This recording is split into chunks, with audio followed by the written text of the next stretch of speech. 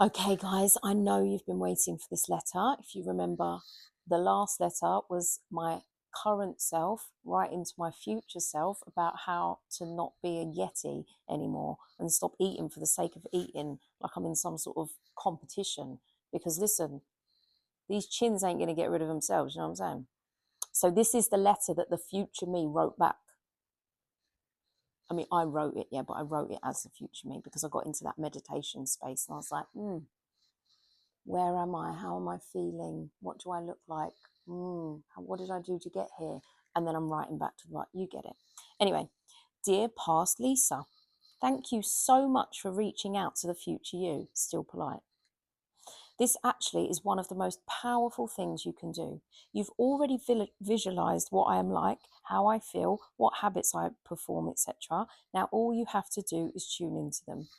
I see you're already in dialogue with your body, and that's amazing.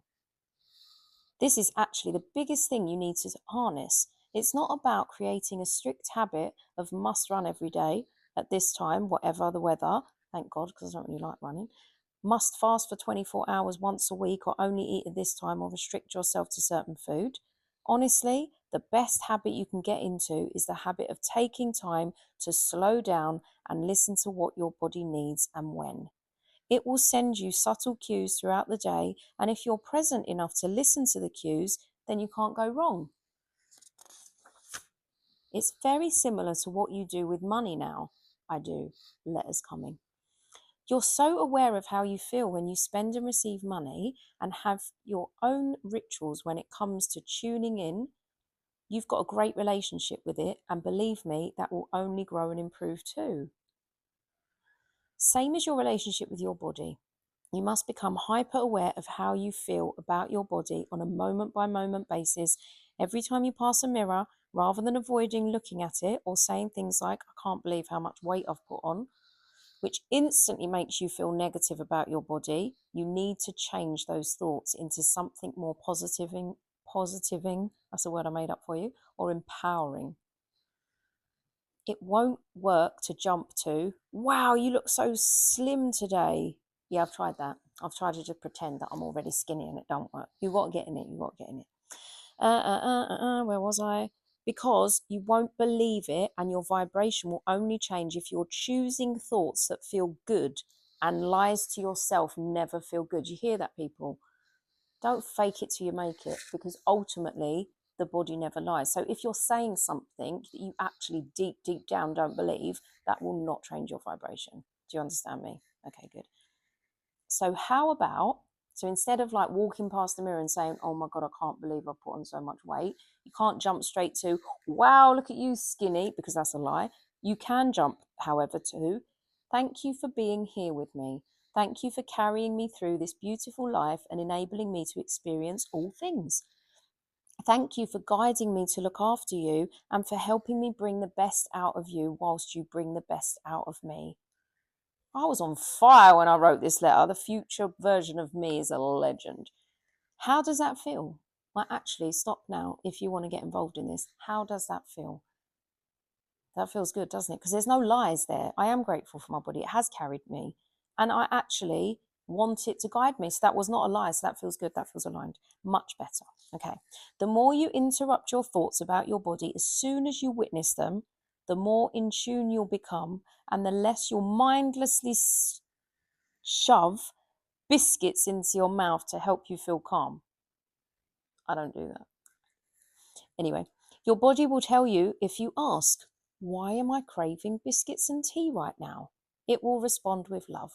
You are craving biscuits and tea right now because you have associated the ritual of sitting down with a hot drink and a sweet snack with the feeling of taking a break, sitting quietly, regaining your calm. So, my love, it's not actually tea and biscuits you want, it's a break, a piece of calm carved out in your day. Often busy and testing. My days are always busy and testing, aren't yours? Not always. I do love a test. Anyway, blah, blah, blah, blah, blah. However, the milk in the tea often makes you feel icky. It actually does. And the biscuits generally leave a sickly sweet, furry feeling in your mouth and almost always make you feel a little bit less powerful because they're so addictive and you eat so many of them. All right, that felt a little bit judgy, but you're right. So instead, when you're craving a break and some calm, I would appreciate something like chamomile tea because I love clear liquids. And rather than feeding me when I'm not actually hungry, perhaps you could journal about your day so far or meditate and reset. This way, rather than finishing your break feeling guilty and lethargic, you'll get up feeling like you do first thing in the morning after a journaling session, firing on all cylinders and ready to smash the rest of your day. That message was from my body. It's got quotes in it. Yeah, this is what the body says. So rather than a biscuit, have some chamomile tea and a little bit of a talk to yourself. All right. So you see, past Lisa, I got to where I am by this is the future me coming back now. So you see, past Lisa, I got to where I am by tuning in and listening to my body, just like we listen to that soft inner voice that guides us through life. Our body also has a voice, which will get stronger once you start listening more and more. Everything takes practice, remember? One last thing, I think you're doing amazing. Oh my God, thank you so much, babes. You relentlessly work on tiny improvements every day, and you've already come so far, and I can tell you it is about to get so much better. Thank fuck for that. I know what you've been thinking. How much better can it actually get? I mean, life is pretty good, yeah. But believe me, you know your relationship with food is the last thing holding you back. And you're on the cusp of sorting that. And believe me, those little intuitive nudges you've been getting that say, once you solve your relationship with food and your body, everything will fall into place. Bang on, mate. Keep practicing every day, and soon all of your dreams, like all of them, are yours. Love, future Lisa. Wow, that was powerful. I'm telling you, like lately, I genuinely been having, when I sit down and I'm like, right, how much better can it get? And what is standing between me and like the man of my dreams, the TV program of my dream that I star in, like what is holding me back? Just sorting out your relationship with food. I swear to God, these little intuitive nudges. And I don't mean that. Don't think that I'm sitting here fat shaming myself because I'm amazing, whatever. It's more of an energy thing. And what you think, what all of this wrapped up in a little bow is, every single time you get intuitive nudges to not eat the biscuit or not say the thing or not do the thing and you ignore it, you're taking away your own personal power. Your vibration is lowering.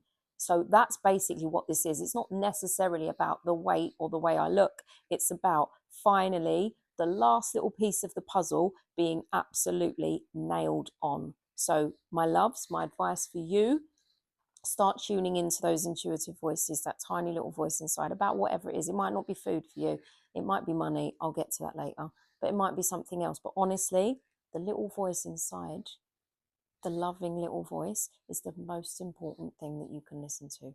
I'll teach you, don't worry. Love you. Thanks for listening.